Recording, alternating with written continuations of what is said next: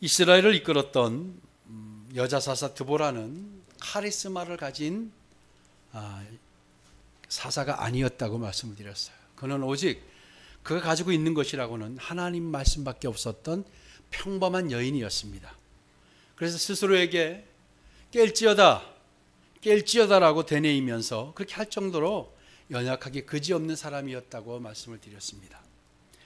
당시 이스라엘 백성들의 형편이 너무나 처참하고 엉망이었기 때문에 그들에게 하나님의 말씀을 전한다 할지라도 그들이 들을 귀가 준비되어 있지 않다고 여겼고, 자신도 사실은 이 상황 앞에 드보라가 너무 힘들어서 스스로에게 깰지어다 라고 했다는 말씀을 우리가 함께 나누었습니다. 그런데요, 그렇게 낙심하고 있을 때 드보라의 소망이 되어지고 드보라에게 힘을 줘줬던 사람들이 나타나기 시작했어요. 하나님의 말씀 앞에 반응했던, 하나님의 영이 살아있었던 바로 몇 사람들이 나타나기 시작합니다. 그게 스불론 지파와 납달리 지파의 사람들이었습니다. 근데 그들은 공교롭게도 큰 지파가 아니었다고 말씀드렸죠. 작은 지파였어요. 또 그런가 하면 아주 우직했던, 변하지 않았던 이사갈 지파의 사람들이 드보라에게 찾아왔으므로 드보라가 용기를 얻어서 하나님의 말씀대로 전쟁을 승리로 얻게 됩니다. 하지만 당시 하나님의 부름 앞에 동참하지 않았던 큰 규모의 지파들이 있었습니다. 가겠다고 해놓고 참석하지 않았고, 그리고 자신이 지금 하는 일이 너무 바쁘다고, 자신의 무역이 너무, 장사가 너무 바빠 잘 되고 참석할 수 없다고 했던 지파, 지금 편안한 삶이 너무 좋아서 이것을 깨트릴 수가 없다, 망치고 싶지 않다가 해서 오지 않은 지파들이 있었습니다. 이들은 잠시 전쟁을 피할 수 있을지는 몰라도 결국은 침략을 받아서 고통과 어려움을 당하게 됐다는 사실도 우리가 알게 되었습니다. 전쟁의 승리는 죽음을 두려워하지 않고 따랐던 스불론과 납달리 지파, 그리고 우직하게 끝까지 드보라를 믿고 따랐던 이사갈 지파에게 돌아갔다라는 거예요. 하나님의 말씀을 듣고 반응해서 비록 힘이 없고 연약하지만 애쓰는 자들이 있는가 하면 곤란한 상황은 피하고 보자 했던 자들이 있었다라는 거예요. 싸움은 피하고 도망간다고 해결되지 않죠. 우리 앞에 놓여있는 싸움은 반드시 우리가 언젠가는 돌파되어야 되는 거예요. 여러분이 1년간 여러분의 싸움은 어떠셨나요? 하나님의 부름 앞에 여러분 어떻게 1년간 반응하셨는지 모르겠어요. 우리 이 시간이라도 한번 돌아보면서 이 이스라엘 지파들의 모습이 정말로 우리와 다르지 않았구나라는 것을 저는 보게 됩니다. 하나님의 부름 앞에 동참하고 헌신하는 사람들이 있었을 겁니다. 그리고 또 어떻게 하든지 피하고 핑계를 찾는 분들도 아마 있었을 거예요. 동참하고 함께 한다고 했지만 별로 열심을 보이지 않는 분들도 아마 혹시 있지 않았나 모르겠어요. 또 잘 하나님 앞에 서서 부르심에 헌신하며 살아가고 충성하겠다고, 죽도록 충성하겠다고 해놓고서는 하지 않은 분들도, 또 못하신 분들도 아마 있을 겁니다. 오늘 이 말씀을 통해서 여러분들 정말로 비록 1년 동안 잘하신 분, 적당히 하신 분, 아주 못하신 분들, 아예 못하신 분들도 있겠지만 다시 한번 결단하고 소망을 다시 한번 붙드는 여러분 되시기를 축복합니다. 오늘 본문을 보면 악한 자들이 나와요. 약한 왕들이 나오는데, 이들이요, 악한 왕들이 어쩌면 그렇게 연합을 잘하는지 몰라요. 성경에 보면 악한 자들이 목적을 위해서 연합을 그렇게 잘할 수가 없어요. 그런데 믿음의 선한 일을 위해서는 이렇게 옛날에도 그렇고 지금도 믿음의 선한 일에 의해서는 그렇게 잘 연합하지 않는 모습을 보여왔어요. 그래서 오늘 본문을 통해서 어떤 일이 일어났는가를 한번 같이 좀 살펴보고자 합니다. 오늘 본문 19절에서 31절까지는 전쟁의 결과에 대해서 증거하고 있습니다. 하소랑 야빈과 시스라가요, 이스라엘을 침략했을 때 함께 참여한 자들이 있었어요. 그것이 뭐냐면 바로 가나안은 각 성읍마다 왕들이 있었어요. 우리가 생각하는 그렇게 큰 규모의 왕은 아니죠. 부족장 정도지만 왕이라고 성경은 표현하고 있어요. 왕들이 있었는데 이 소규모의 도시 국가의 연명체였어요. 그러니까 이들이 왕이나 불리운 자들이 많았어요. 19절을 한번 볼까요? 같이 한번 읽읍시다. 시작. 왕들이 와서 싸울 때에 가나안 왕들이 무깃도 물가 다안악에서 싸웠으나 은을 탈취하지 못하였도다. 아멘. 왕들이 몰려와서 싸웠다라는 거예요. 그러니까 이 하소랑 야빈이 그들을 아마 충동질했을 거예요. 아마 여러 가지 이유를 댔겠죠. 야, 이번에는 그냥 누워서 떡 먹기야. 이스라엘 뭐 군사들 있어? 군사라고 해봤자 뭐 무기나 제대로 있어? 훈련도 안 됐고 뭐 군사력이라고까지 할 수 없잖아. 이번에 오면 당신들이 탈취할 것들이 엄청 많아. 이거는 그냥 참여만 하면 돼. 그리고 엄청난 그 소득을 여러분에게 약속할 테니까 참여하라고 했을 때 그들은 다 참여한 거예요. 자신들의 욕망과 욕심 때문에 그들이 참여를 했어요. 근데 사실 이 전쟁은요, 이스라엘에게서는 잊을 수 없는 정말 중요한 전쟁이었어요. 오늘 보니까 무깃도의 물가란 무깃도의 지류를 뜻하는 겁니다. 그러니까 기송강과 그 지류가 거대한 행정도시였던 무깃도를 지나가기 때문에 붙여진 이름입니다. 바로 이 무깃도 물가 다안악은요, 이스라엘 백성이 존재하느냐, 이 땅에서 정말로 멸절되느냐 하는 전쟁이었기 때문에 정말로 중요한 장소였다라는 거예요. 그래서 이 가나안의 열왕들은 이스라엘을 치기 위해 무깃도 물가에 다 모였어요. 그런데 여러분, 이 왕들이 전쟁에 참여한다고 결정하는 것이 쉬운 일이 아니죠. 왜냐하면 만약에 전쟁에 참여했다가 거기서 군사를 잃고 죽게 되면 나머지 가족들은 다 멸절되게 되는 거예요. 그러니까 이 왕들이 선뜻 이 전쟁에 참여를 쉽게 결정할 수 없었을 거예요. 또 막상 전쟁에 나갔지만 자신의 뜻대로 전쟁이 안 돼서 실패하고 돌아올 수도 있잖아요. 그랬을 때 받을 지탄과 그 책임을 굉장히 크기 때문에 쉽게 결정할 수 없었지만 그들은 지금 다 앞다투어 이 전쟁에 참여했다는 걸 볼 수 있어요. 왜 그랬을까요? 그들이 이 전쟁을 통해서 바로 얻고자 하는 것이 있었던 거예요. 바로 그걸 오늘 성경은 은이라고 해요. 은은 탈취물, 이런 것을 말해요. 그래서 그것들을 위해서 그들이 이 조그만 목적을 위해서 그렇게 적극적일 수 없어요. 목적을 위해 수단과 방법을 가리지 않아요.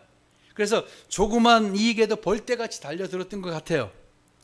그래서 그들은 앞다투어 다 참여합니다. 이 정도면 군사력은 비교할 수가 없겠죠.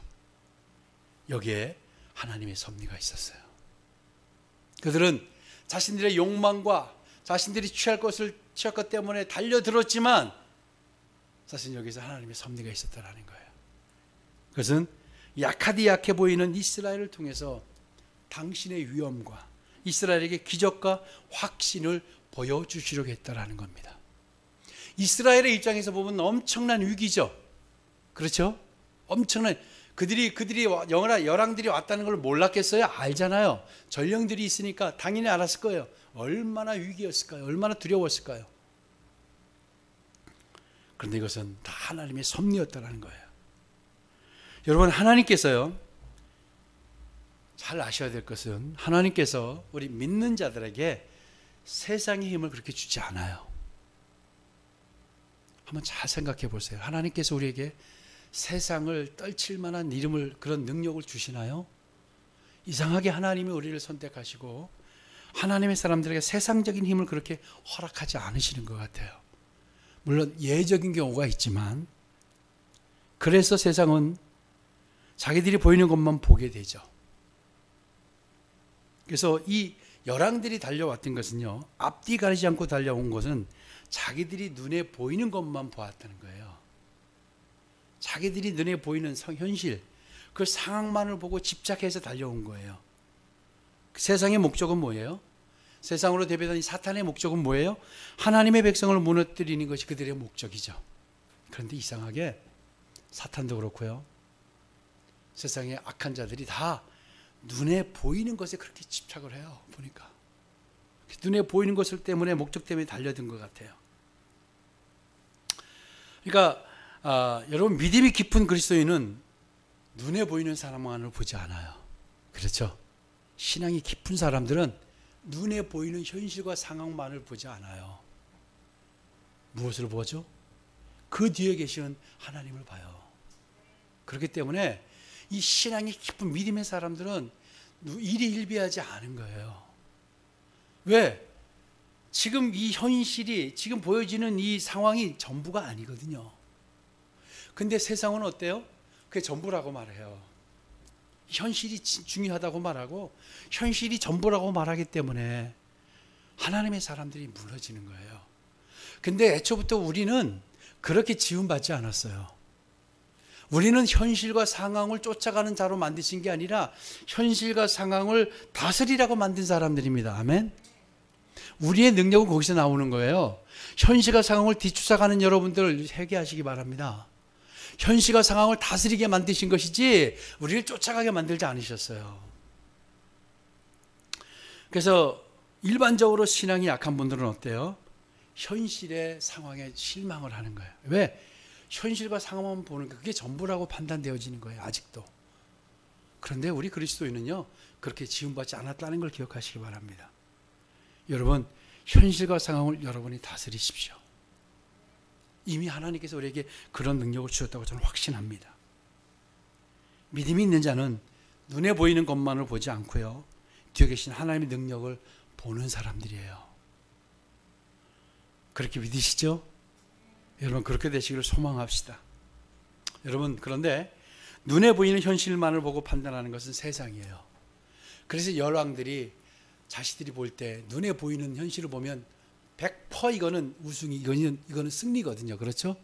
그러니까 눈에 보이는 것을 위해서 달려온 거예요. 여러분 1년 동안 어떠세요? 눈에 보이는 것만 위해서 달려오지 않았나요? 그럼 우리가 열왕들하고 별로 차이가 없는 거예요. 그렇게 막 달려오는 거예요. 그런데 정말 믿음의 사람들은 그것만 보지 않아요. 그래서 하나님의 사람들은요, 그분께서 모든 것이 합력하게 하셔서 선을 이루신다는 사실을 우리는 늘 기억하고 있는 거예요.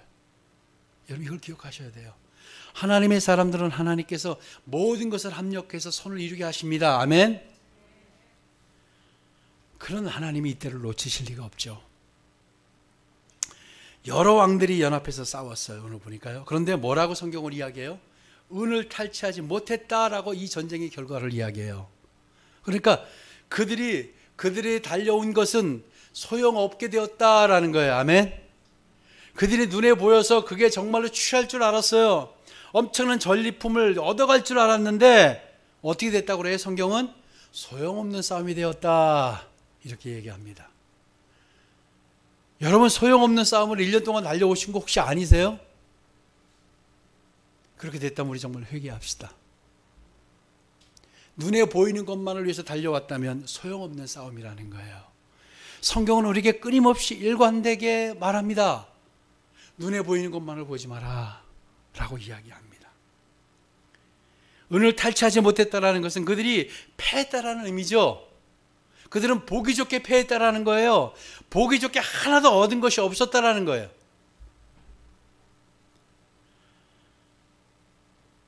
어떤 일이 일어났죠? 이 전쟁에서?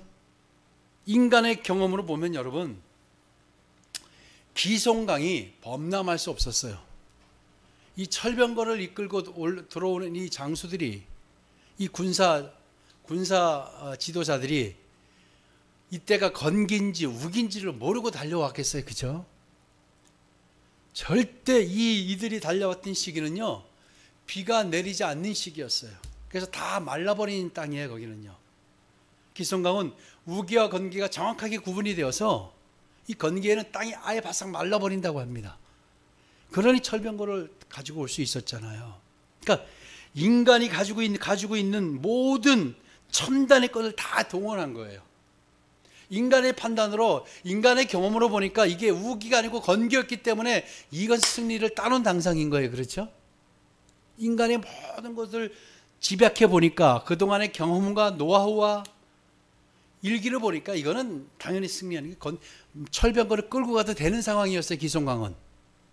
그런데 이 기송강에서 엄청난 일이 일어나죠. 인간의 모든 것이 다 무너지는 장소가 바로 여기 있던 거예요. 이 말도 안 되는, 감히 상상도 할 수 없는 방법으로 하나님이 이 전쟁을 진행하셨어요. 그렇죠? 이게 여러분 하나님의 메시지입니다. 하나님은 인간이 상상할 수 없는, 인간이 생각할 수 없는 방법으로 당신의 일을 진행하시는 거예요. 그러니까 우리의 생각과 맞지 않다고, 나의 계획과 틀어졌다고 우리가 정말로 울고불고하고 무너질 이유가 없는 거예요. 하나님은 그렇게 일하지 않으세요. 하나님은 우리의 인간의 모든 경험과 모든 첨단의 지식을 다 동원했지만 하나님은 그렇게 일하지 않으신 거예요. 그때 폭우가 온다는 건, 그때 강이 범람한다는 건 누구도 일도 생각하지 않았어요. 그런 상황이에요. 수십 년간 그 땅은 그렇게 되어왔던 땅이에요. 그곳에 하나님은 폭우를 내리신 거예요. 21절을 한번 보겠습니다. 같이 읽습니다. 기송강은 그 무리를 포로시켰으니 이 기송강은 옛 강이라 내 호나 내가 힘 있는 자를 밟았도다. 아멘. 기송강은 우기에만 물이 흐르는 곳. 그래서 메말라서 건기에는 지나가는 흔적이 보이지 않는 것. 그래서 끌고 왔다라는 거예요. 자, 그렇다고 한다면 우리가 이 전쟁에서 느껴야 할 것이, 우리가 붙들어야 할 것이 있어요. 뭐냐면 이 전쟁은 이때 아닌 폭우를 쏟아 부어서 급류가 흐르게 하신 이것은, 그래서 그들의 전투력을 상실하게 만들고 현저하게 떨어뜨리게 만든 이것은 뭐냐면 이스라엘의 전쟁이 아니었다라는 거예요. 아멘. 이 전쟁은 이스라엘이 연합군과 싸우는 전쟁이 아닌 거예요. 누가 하는 전쟁이에요? 하나님이 하시는 전쟁이었어요. 이게 이스라엘이 인간의 전쟁이었다라고 한다면 인간의 방법으로 하나님이 하셨을 거예요. 근데 그렇게 하지 않으셨어요. 철저하게 하나님의 방법으로 이 전쟁을 진두지휘하신 거예요. 아멘. 하나님의 백성들은요, 여러분 착각하시면 안 돼요. 하나님의 사람들을 인도하시는 것은, 하나님은 하나님의 방법으로 하세요. 우리 인간의 방법으로 안 하세요. 근데 우리는 자꾸 인간의 방법을 거기다가 들이미는 거예요. 그건 당연히 우리 안 맞잖아요. 그렇죠? 하나님의 방법은 이쪽에 있는데 우리는 이 방법을 자꾸 고집하니까 안 되니까 자꾸 힘들어하고 분노가 일어나고 하나님께 불평이, 하나님은 선언하셔서 애초부터 이 방법으로 안 하시겠다고 늘 계속 얘기하시고 아브라함부터 계속 그렇게 일을 하셨어요. 근데 인간은 자꾸 그걸 잃어버리고 자꾸 내 방법만 생각하는 거예요. 그렇죠? 그게 올 여러분 1년이 아니셨는지 모르겠어요.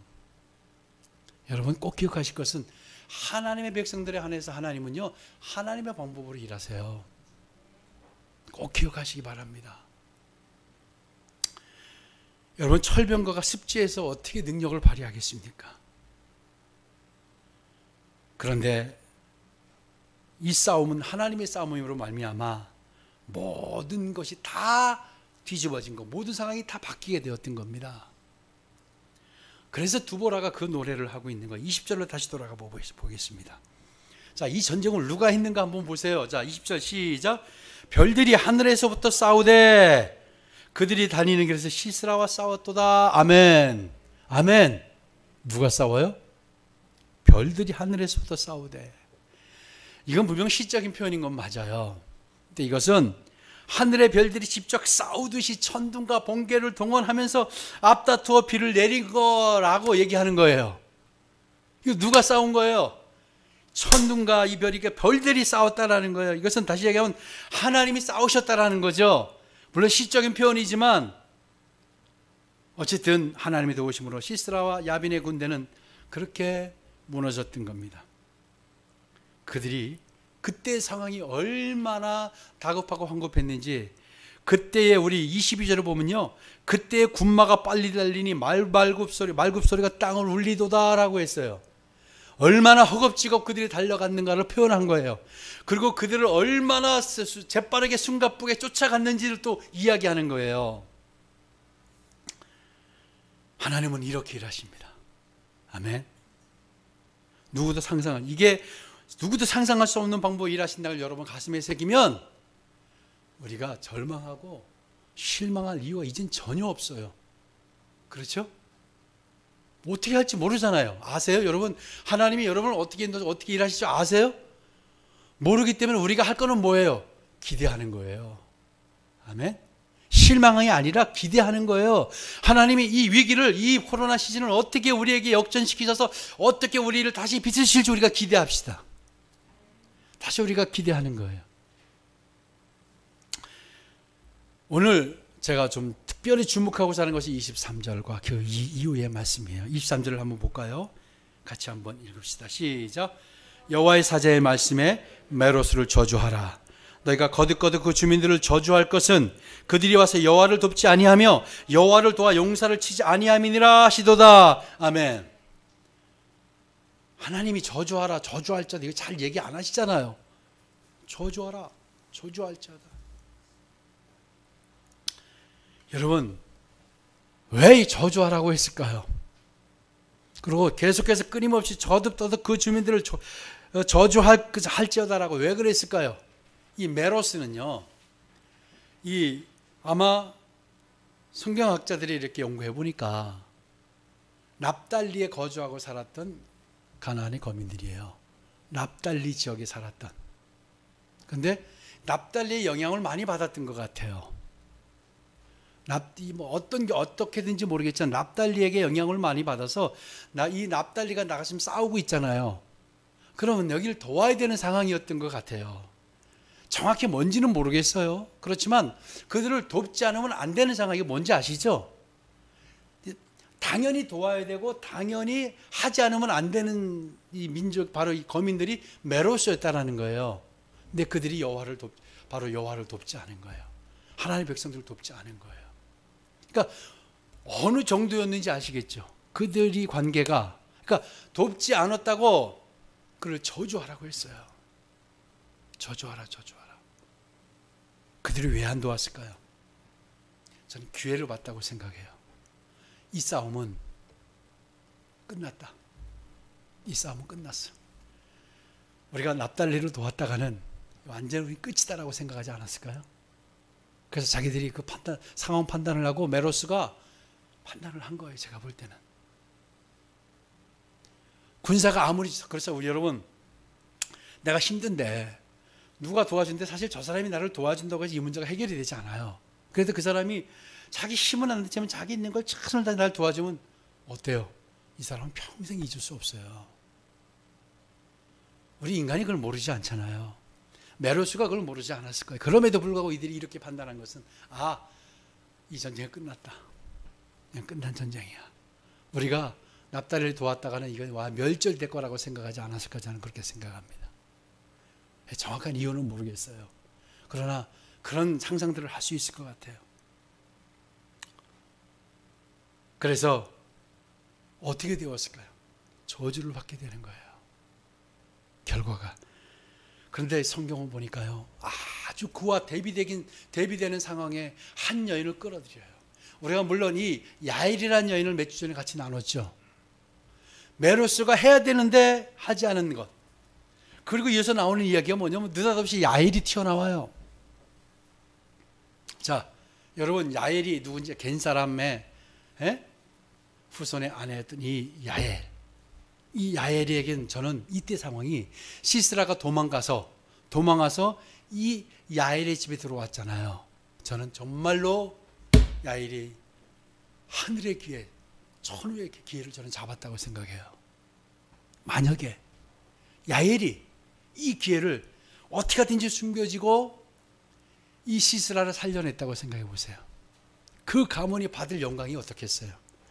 현실과 상황을 보면 이 야엘이 반드시 이 시스라를 살려줬어야 돼요. 그렇죠? 숨겨줬어야 돼요. 인간이란 그런 생각하지 않겠어요? 지금 그 지역에 가장 강력했던 이 야빈과 이 시스라인데, 시스라를 살려줬을 때 그 가문이 받을 영광 얼마나 컸겠습니까? 그렇죠? 근데 그는 그 기회를 그렇게 사용하지 않았어요. 그는 하나님을 갈망했던 사람이에요. 그가 시스라를 죽인 것은 정말 중요해요. 왜냐하면 그것 때문에 자기가 받을 위험과, 그렇지 않겠어요? 또 시스라를 죽이려고 하던 장수인데 그가 비록 뭐 장막을 치는 여인들의 힘이 있었다고 하지만 이 초장수를 죽이다가 못 죽였어요. 그럼 어떻게 본인이 죽게 되잖아요. 그리고 그 가문은 어때요? 구족을 멸할 거예요 아마. 그런 위기의 순간, 위기였고 기회의 순간에 야벨은 상황을 보지 않고요, 하나님을 갈망했던 이 야엘은 그를 죽임으로 영광을 얻게 되는 거예요. 근데 메로스는 어땠어요? 도와야 되는데 안 도왔잖아요. 저는 여러분이 이렇게 되지 않기를 축복하고 또한 야엘같이 되기를 축복합니다. 선택은 누가 하는 거예요? 야엘이 하는 거였어요. 누구도 해줄 수 없어요. 근데 야엘은 그 위기를, 그 기회를 하나님을 위해서 쓴 거예요. 근데 메로스는 눈치 보고 판단하다가 결국은 이들은 저주를 받게 되잖아요. 여러분들 이런 눈이 열리기를 축복합니다. 그래서 저는 이 시즌이 저는 기회라고 생각해요. 하나님 앞에 여러분 다른 사람이 판단하는 거 말고 하나님의 판단을 여러분 보시기 바랍니다. 하나님이 이때 나를 어떻게 판단하실까? 이럴 때 제가 아까 말씀드렸죠. 정말 힘들 때 힘이 되지 않지만 나를 도와주려고 애쓰는 사람 평생 은인이에요. 이 위기고 이 어려운 절망의 순간에 하나님을 향해서 내 부르심에 서려고 어떻게든지 제가 있는 처한 환경에서 하나님을 향해 달려갈 때 하나님이 기억한 바 되실 겁니다. 아멘. 여러분 이렇게 되시기를 축복합니다. 예, 이번 1년 그렇게 살아오지 못했어요. 근데 여러분 아직 기회가 있어요. 남아있는 또 2021년이 있지 않습니까? 이 기회를 여러분 잡으시기 바랍니다. 저는 여러분에게 정말 이 코로나19 이 상황이 너무나도 힘들고 신음하지만 기회입니다. 그러니까 여러분 하나님의 사람들은 애초 지음받기를 상황을 보지 않게 되어 있다고 그랬잖아요. 상황을 보지 말고 이 상황 너머에 계신 하나님의 섭리와 뜻을 여러분 보시기 바랍니다. 그러면 여러분이 야일이 될 수 있어요. 메로스가 되지 않기를 원합니다. 여호와를 돕지 아니한 자들이 아니라 여호와를 도운 여러분 그런 분들이 다시 되시기를 축복합니다. 야엘이 얼마나 영광스러운 자들이었으면, 메로스가 얼마나 저지를 받아야 될 자들이었으면 지금까지도 오늘 우리가 이야기를 나눌까요? 앞으로 이 세상이 끝날 때까지, 예수님 오실 때까지 이야기는 계속될 겁니다. 여러분의 삶의 흔적과 궤적이 여러분 인생 가운데 계속될 겁니다. 아멘. 여러분 참새 한 마리가, 새 한 마리가 나뭇가지에 앉았다가 이렇게 푸드득하고 날아가면 그 작은 새가 있었던 자리까지 흔들리면서 여진이 남지 않습니까? 여러분이 이 땅에서 나와서 살아가시면서 여러분의 삶의 궤적을 어떻게 남기실 겁니까? 저는 그게 지금 기회라고 생각합니다. 붙드세요. 붙드셔서 야엘과 같이 되시기를 축복합니다. 여호와를 돕는 자가 되십시오. 아멘. 이미 우리에게 그런 힘을 주셨습니다. 내가 결단하는 것. 내가 마음 먹고 가면 힘들어요. 여러 결단하고 가는 것, 왜 이렇게 결단하고 가면 힘든지 모르겠어요. 근데 그거를 넘으면, 그걸 통과하면 하나님의 영광이 임하는 거예요. 그리고 우리에게 정말 다행이지 않아요? 그 과정 가운데 성령이 우리를 돕겠다고 하셨잖아요. 그걸 결단하십시다. 메로스가 되지 마시고 여러분 야일이 되시기를 축복합니다. 그런 은혜가 이제 2001년도에도 임하기를 축복합니다. 지나간 것, 우리가 살아온 삶은 어쩔 수 없잖아요. 다시 한번 결단하시면 돼요. 하나님 또 그걸 원하시는 거예요. 하나님의 긍휼은 또 우리가 기다리시는 거예요. 그렇게 되시기를 축복합니다. 다 야일이 되십시오. 기도하겠습니다.